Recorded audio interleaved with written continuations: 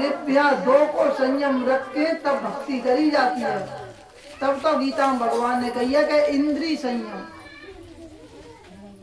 वहां तो दो शब्द है कि जिभ्या और लिप्या, लेकिन भगवान कृष्ण ने वो एक ही शब्द में कह दी कि इंद्रिय संयम।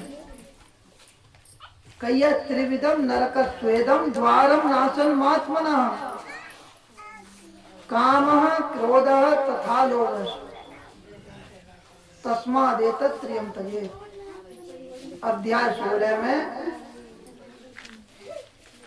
इस श्लोक 21 में भगवान कह रहे हैं कि त्रिविधम नरक स्वेदम द्वारम नाशन मात्मना कामः क्रोधः तथा लोभः तस्मादेतत् त्रियं त्यजेत्। यानी काम, क्रोध और लोभ ये 3 नरक के दरवाजे हैं। काम मानी कामनाएं अनंत, वासनाएं अनंत, इच्छाएं, और कामनाओं में विघुन पड़ा हो तब का होगा क्रोध आ गया, और क्रोध करे जिन धर्म ही दूरी। तो काम, क्रोध और लोभ जो नरक के दरवाजे हैं 3। तो जीव को स्वाद छोड़ के कबीर ने क्या कही है कि 5 पुतियां राम की।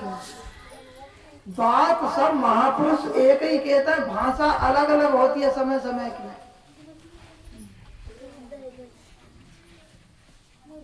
जैसे ये एक अलमारी है, तो जाको हर जगह अलमारी कहता, फिर यहाँ में बेंचे नगरा में जाको हटरी कहता। चीज एक ही है, पुतिया वाले में अलमारी कहता हूँ, फिर भाषा थोड़े में बदल गई, 1 किलोमीटर को फर्क ना है। और जगह कहता है अलमारी, तो जगह में कहता है हटरी। छानी में तुनकरिया लगाई जाती है, तो कहीं किंगे तुनकरिया, कहीं किंगे गिलहटिया, और कहीं कहीं कहता है कि हॉपिया। अब चीज एक ही है ना माने, क्योंकि क्षेत्रों के हिसाब से भाषाओं को बदलाव हो जाता है। तो कबीर दास जी कह रहे हैं कि 5 पुतियां राम की, करे भजन में भंग, और इनको टुकड़ा दे के तब करियो सत्संग। इन इंद्रियों को पुतिया बता दो है। जो 5 ज्ञान इंद्रिय हैं, इनको पुतिया बताओ है। टुकड़ा मतलब इनको अलग अलग भोजन चाहिए। देखो कानों के लिए अच्छी धुन चाहिए, बढ़िया कोई गा बजा रहा हो तो कान खुश है जाता, भोजन मिल रहा है, कहेंगे क्या बढ़िया गा रहा है। और नासिका के लिए अच्छी सुगंध मिल जाए तो नासिका खुश रह जाएगी, जीव खुश रह सकती है। कानों को अच्छो सुगंध को मिल जाए तो नासिका खुश ना होगी, नासिका को सुगंध को अच्छो मिले। जीव फिर खुश ना है, बागेला अच्छो चटपटो बढ़िया खाने को मिले तब वो खुश होगी। त्वचा को अच्छो स्पर्श मिले, त्वचा को स्पर्श मिल जाए, नाक को सुगंध को मिल जाए, जीव को खाने को मिल जाए, कानों को सुनने को मिल जाए, आंख संतुष्ट है सकती है। आंख को अच्छो देखने को सुंदर चाहिए। जय गोपाल की जय गोपाल। समझ में आती है बात। 5 ज्ञान इंद्रियां जो है इनको अलग अलग रसोई चाहिए। आंख जब तक सुंदर देख ना लेगी तब तक संतुष्ट ना है सकते, कान अच्छो सुनना लेंगे तब तक संतुष्ट ना होंगे, और जीव अच्छो खा ना लेगी तब तक संतुष्ट ना होगी, नासिका अच्छो सूंघ ना लेगी तब तक संतुष्ट ना होगी, त्वचा को स्पर्श बढ़िया मुलायम ना मिला हो तब तक खुश ना होगी।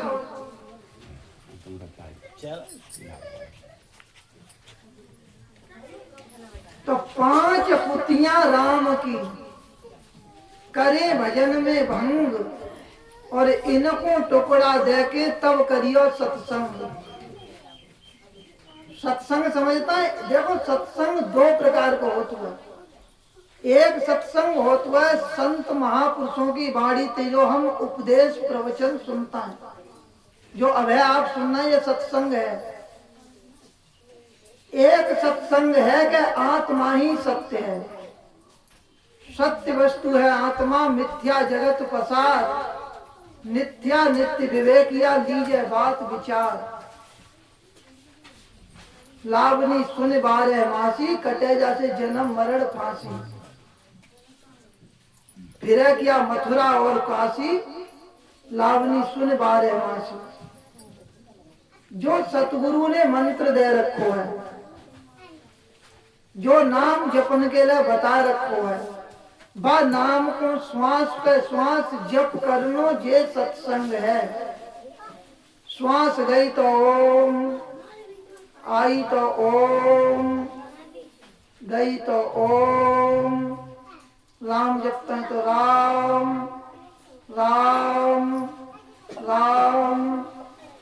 यानी जो जिनके गुरु ने नाम दे रखो है, वह नाम को श्वास पे श्वास जपनो, ये है असली सत्संग। क्योंकि आत्मा की संगत करना ही सत्संग है। अब ये सत्संग कब हो?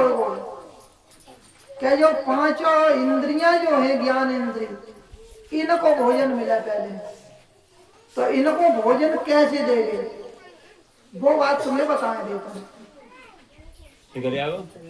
यही बात दूसरे महापुरुष कैसे कह रहे हैं पहले देखो। कबीर दास जी ने,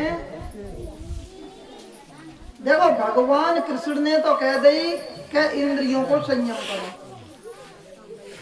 कबीर दास जी ने कह दी कि 5 कुतियां हैं, इनको टुकड़ा दे दो, फिर सत्संग होगा। और तीसरे महापुरुष गंदगी पे पर्दा डाल के और फिर बता रहा बढ़िया करके कि चलो सखी बादेश को, जहां बसत ब्रजराज, गोरस बेचत हरि मिले, तो एक पंथ दो काज। यानी चलो सखी व देश को, वो कुतिया ना बता दे, उन्होंने सखी बता दी। जैसे कोई है, कोई कन्याएं होती हैं, उनकी जो सखी सहेलियां होती हैं तो उनकी सखी होती हैं। ऐसे ही उन्होंने कहा कि हम हैं एक साधक और हमारी इंद्रियां हैं सखी। तो एक साधक अपनी इंद्रियों को समझा देता है कि चलो सखी बादेश को, जहां बसत ब्रजराज, गोरस बेचत हरि मिले, तो एक पंथ दो काज। गोरस बेचत हरि मिले तो एक पंथ दो काज। कैसे होंगे दो काज? यानी हम अपने मन को भगवान के चरणों में लेके चले और इंद्रियों को शिक्षा दें। जैसे आंख सुंदर चाहती है, सुंदर ही देखना चाहती है ना, कि सुंदर सो देख लें। तो भगवान से ज्यादा सुंदर कौन है? अब कहाँ चलोगे?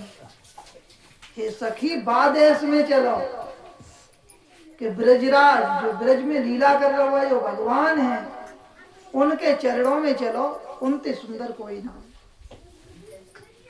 एक पंथ रास्ता एक है, कार्य दोनों है जाएंगे। भगवत तत्व की प्राप्ति हो जाएगी और इंद्रियों की तृप्ति हो जाएगी। आंख के लिए समझाओ कि एक एक पशु में, एक एक मनुष्य में, एक एक पेड़ पौधा में उनके अंश मात्र सब में सुंदरता आएगी और फिर वो सुंदर के सुंदर ही है। तो जहां सुंदरता को भंडार है वहां चलो आप। और आंख भगवान के दर्शन को अगर ललायत है जाए तो सहज में कल्याण है जाए। संसार में भटकन की कोई जरूरत नहीं। इंद्रियां तो वो ही चाह रही हैं, भगवान को ही। फिर हमें रास्ता बताने वालों कोई ना है, हम सुख और सुंदरता और सुविधा संसार में ढूंढने लगे, संसार के भोगों में ढूंढने लग गए। जैसे भ्रम बस कोई व्यक्ति बारू को पेड़ के तेल निकालना चाहे तो आंख को संतुष्टि कब होगी? भगवान के दर्शन करके। आप लोग विचार करें, उनसे ज्यादा सुंदर कोई है? एक एक वृक्ष में हुई थी सुंदरता आई, एक एक पौधा में, एक एक मनुष्य में और एक एक पशु में, एक एक फूल में, पत्ती तक में सुंदरता हुई थी आई है। वो कहिए कि उनके बिगड़ पत्ता हिल न सके, तेरी सत्ता के बिगड़ हे प्रभु मंगल मूल, पत्ता तक हिलता नहीं, खिले न कोई फूल। तो चलो सखी वा देश को जहां बसत ब्रजराज, गोरस बेचत हर मिले तो एक पंथ दो का। भगवान के दर्शन हो जाएंगे और आंखों की तृप्ति हो जाएगी सदा सदा के लिए। अब आप विचार करें कि भगवान के चरणों से ज्यादा सुगंध कहीं मिल सकती है? क्योंकि जितने भर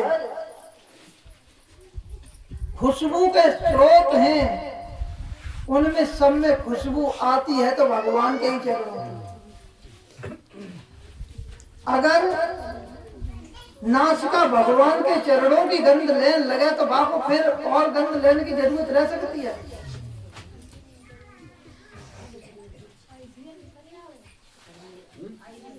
और जिब्या,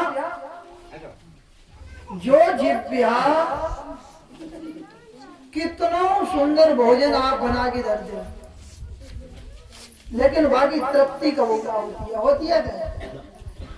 आप लोग, हमारी माताएं बड़ी बूढ़ी हैं, भाई लोग बड़े बूढ़े हैं, कोई बतावे कि जिंदगी अच्छो चटपटो और सुंदर खात खात आज तक जीवने कबू कहिया के छावास आपने बहुत अच्छो खवाओ बन दे, सांझ को खवा दे, सवेरे को वो फिर मांगने लगे। सवेरे को खवा के तैयार करी और पड़ोस में कहूँ तड़का लग जाए तो पेट भरो होगा, पानी पीने की जगह ना होगी, लेकिन जीव के ही क्या थोड़ा मिल जाता, बहुत अच्छो बनो है। जीव जबई तृपत होगी कि अमृत भोजन राम रस, खाए न बिन से जाए। अमृत भोजन है भगवान को नाम, जितनो खावो उतनो ही बढ़ो, निबट ना सके। अब यहाँ जगह कच्छ तो हमारी माताएं बहनें और भाई जो सत्संग के प्रेमी हैं वो कह रहे होंगे कि भगवान के नाम में कैसे रस मिल सकता है, क्योंकि उन्होंने लो ही ना है। भाई तो वो जानते हो कि जाने लो हो, कहिए कि जाके पैर में गई विवाही और वो का जाने पीर पर आई। जाने भगवत नाम जपो हो वो 2-4 घंटा रोज बैठ के शांत अवस्था में जाने बाब में आनंद लो हो, वो जानते हो कि कितनो मीठो लगत हुआ, इतनो मीठो लगत हुआ, इतनो मीठो लगत हुआ, इतनो आनंद आता हुआ, इतनी भूख बढ़ती है। जे भोजन करके तो काऊ पेट खराब हो, काऊ दस्त होत, काऊ पंटी होत, कोई सीरप पियत, कोई गोली खात, लेकिन भगवत नाम जो लेन लगो जाने वो खान लगो तब रात और दिन खाए, कबू पेट खराब ना हो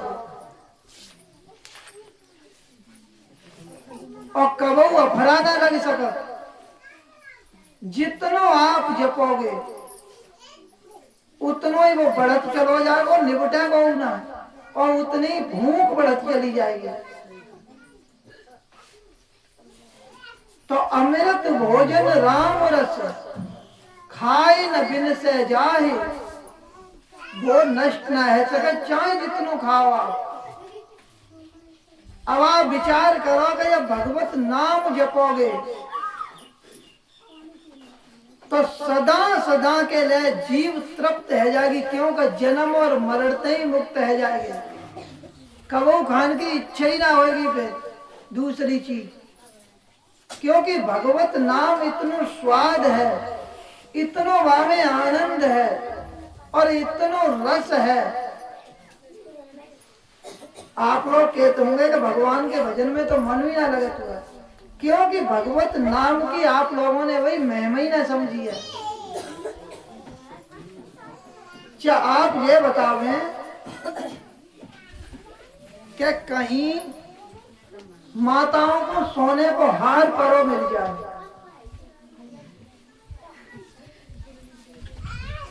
और ये बात को पक्की पतो लग गया कि सोने को ही है, तो अब आप माते उठान को छोड़ सकती है का? कोई व्यक्ति हो, यहाँ माताएं हो या पुरुष हो,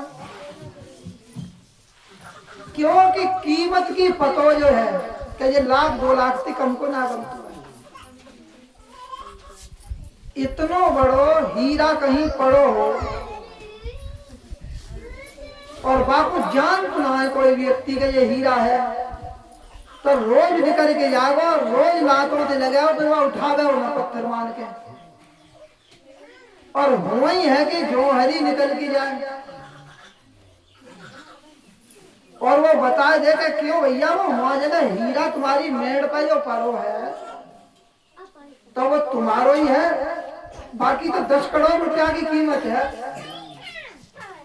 तो वो बिल्कुल कह दे कि हमारो ही है, और तुरंत जाके उठा के ये ते समाज की धरे वो बापू कि कहूँ बालक ले केहू हाथ ना पर जाना को फेंक ना दे, क्योंकि 10 करोड़ की संपत्ति जो है और पहली बार रोई ठोकर से मात्र हुआ है, क्योंकि बाकी कीमत ना जानते। ऐसे ही भगवत नाम की जब तक कीमत ना पतो है तब तक हम बा नाम को ना लेता, बाको निरादर करता। लयदास ने जब भगवान को नाम लो, नाम जपत जपत इतनी लौ लग गई कि आप लोग कहते होंगे कि भगवान को नाम जपन में मन ना लगत हुआ, बहुत कठिन है। लयदास कहते हैं कि अब कैसे छूटे राम रट लागे। लोग कहते हैं कि आय ना रो याद रेत ना है, लयदास कहते हैं कि छूटत ना है। लयदास ने तो नियम बनाया था कि अब हम नाम लेंगे ही ना, तो वो जीभ पकड़ के रखते,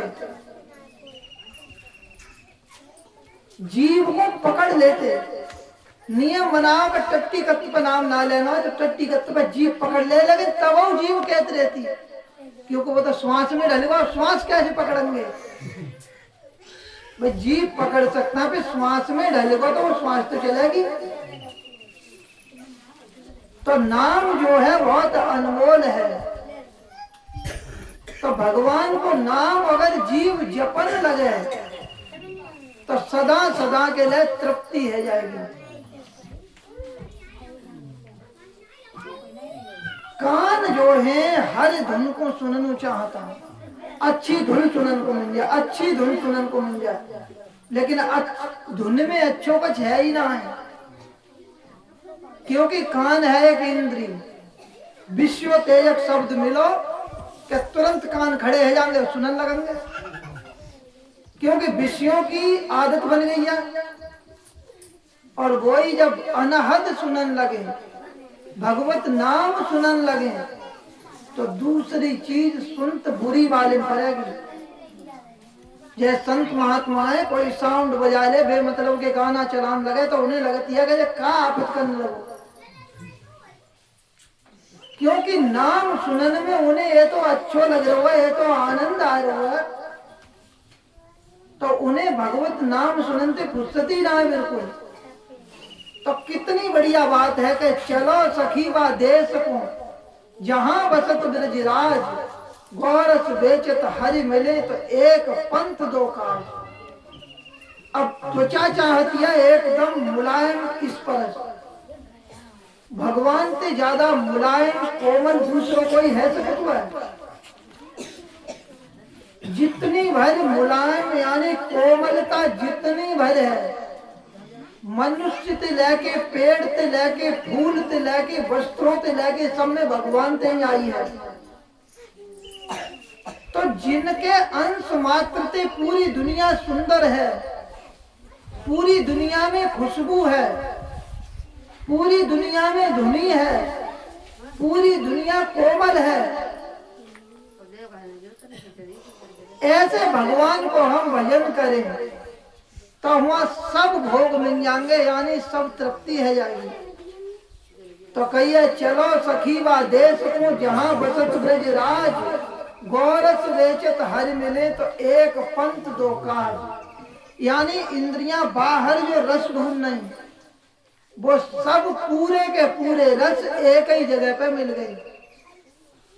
जैसे बताई जाती है कि दूध जो है वो संपूर्ण आहार है, वहां सब चीज होती है। ऐसे ही सब पांचों इंद्रियों को रस जो है वो भगवान के चरणों में है। भगवान को नाम जपन लगाओ, भगवान की शरण में चले जाओ तो आपको सहज में ही कल्याण है जाएगा। सतगुरुदेव भगवान की जय।